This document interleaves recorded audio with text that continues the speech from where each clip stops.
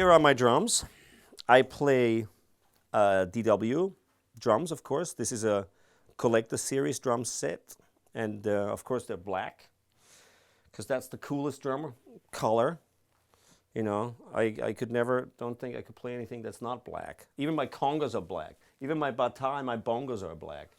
I don't like instruments that aren't black, I think. It's, I don't know. It's just wrong, a red drum set or a yellow drum set. It's just doesn't work, does not compute. Must be black. So let me talk a little bit about the drums, the sizes and specifics of this kit. In general, you know, I don't have a preferred drum size. I really use sizes, heads, dimensions that I think are appropriate for certain situations, and in this case, recording. So I change up my gear all the time. For this world music record that I was just recording, I used a 23-inch bass drum on most of the songs. On some songs, I used a 20-inch very open sounding bass drum. This is a 23-inch. I love the 23 because it's sort of right in between the 22 and the 24.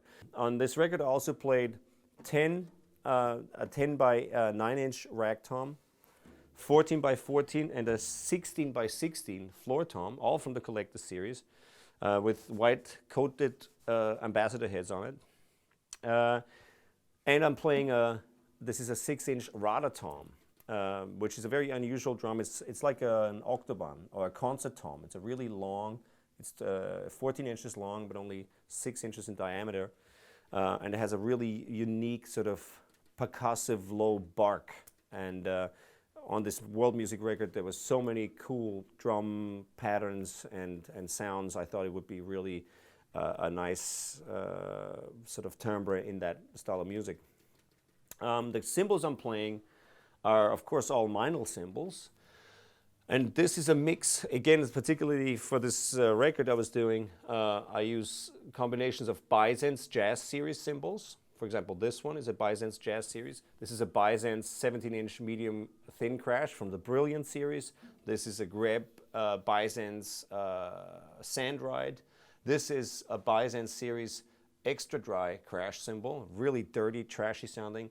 And here I made my own sort of stack cymbal, which is also a Byzance series 18-inch China with a splash cymbal on top and a hi-hat cymbal on the bottom. I use 15-inch Byzance series medium hi-hats. I love these hi-hats. I use these a lot actually, not just on this one record I just did, but I use these all the time. They're just so versatile and have a lot of character, dark but loud enough, and you know, really versatile. 15-inch Byzance medium hats. These are 13-inch Byzance series dry hats, and these was my signature hi-hat, a Byzance series 14-inch fast hat. And I happen to have also a prototype bell here. This is actually also one of my signature series hi-hat cymbals. So this is an 8-inch hi-hat bell. It's the bottom of an 8-inch hi-hat that I'm using as a bell on this. All the hardware, of course, is DW. I use DW 9000 series pedals and a 9000 series hi-hat here. And back there I have sort of a little area where I put the drums.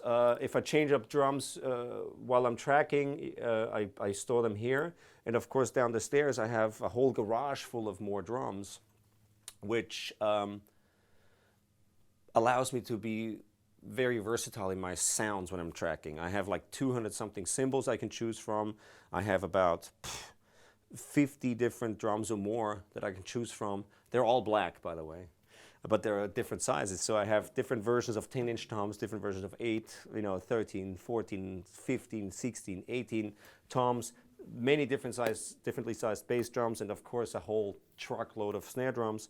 So I can very quickly and efficiently change sounds. I just go down in the garage, pick up another drum, and come up here. And if I don't happen to have the drum I need, I literally drive 10 minutes in my car to Drum Workshop, and I say, hey guys, you got a 3.5-inch Bubinga piccolo snare drum for me? And they'll go, sure, we've got 18 over there. So this is I'm very lucky to be so close to my drum company here. that I can just literally drive up there and pick up what I need and even drop it off the same day if I don't want to keep it or if they need it back. So this is very cool. What else do I have here? I have 2 different sets of headphones because I've got one pair for tracking. So this is going into a different mixer for a different balance, and I have a different pair for listening back to what I've just tracked.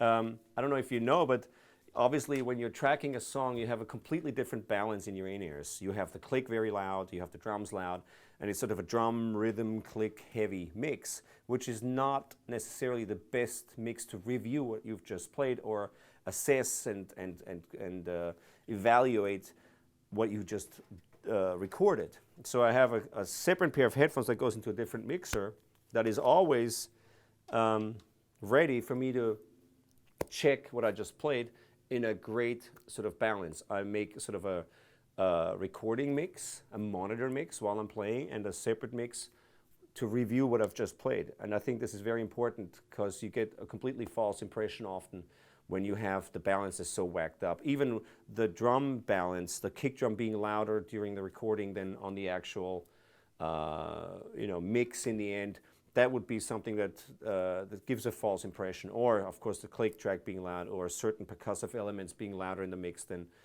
on the record. So I always have 2 different mixes, which allows me to really check from a more musical point of view what I just did, and not listen to such a drum-heavy mix all the time. I have a little table over there full of different sticks and mallets, and here on the floor, because I keep throwing stuff just down on the floor, I have a whole bunch of different brushes that I use, various types of sticks with nylon tips, wood sticks, jazz sticks. Every stick obviously sounds very different, so I always have everything ready, brushes and dowel sticks and tala wands. I always have all my sticks basically ready in various stick bags down here. And of course, these are my favorite stick bags. I use these small stick bags because they're light, small, portable, and I can mount them on my snare drum right here. So I'll, in case the stick breaks while I'm tracking, I've got them really handy. I don't have to kind of try to pick a stick out of a giant stick bag down on the floor here. Literally, when I'm tracking, I just throw it over there on the carpet so you can't hear it and pick up another stick out of this bag, right here. So I like using these small, compact stick bags. And of course, if I need a different sound or just need to free my mind or get some inspiration, I go over there and pick up a weird pair of sticks or mallets or something just to get a different approach or experiment with sounds. And it's very important for me to have all these sticks here at my disposal. It's not always possible to do that when you're traveling to a session, unless it's in town and I've got my big stick bag with me. Yes, then I can use all these different sticks, but when you're traveling internationally, it's not always possible to take like 4 different pairs of brushes with you because they're quite heavy. So I really prefer, of course, tracking here at home also for that reason, because I have all the drums I need, I can change things quickly, I have all the cymbals I need, I have all the sticks I need. It's very convenient and efficient and not so time consuming. And of course, for me, it's greater to be at home, and work from home. And it's cheaper because you don't have to fly me to, Japan. You just hire me here and pay the engineer, who's also me, and the drummer, and the producer. So anyways, this is a very convenient setup, and I'll play a little bit for you guys so you can actually hear what it sounds like. How does that sound? Good.